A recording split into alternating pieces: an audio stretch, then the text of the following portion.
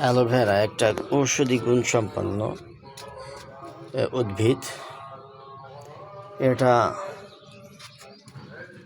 সহজে মরে না, টবে হোক যেখানে হোক লাগিয়ে রাখলেই এটা অনেক বংশ বিস্তার করে। দেখুন ছাদের উপরে একটা শাড়ির ভিতরে কতগুলো বাচ্চা পয়দা করেছে।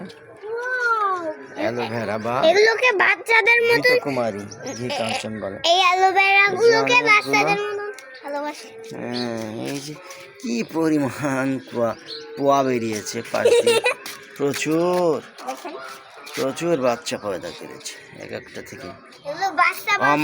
অমর উদ্ভিদ, সহজে মরে না।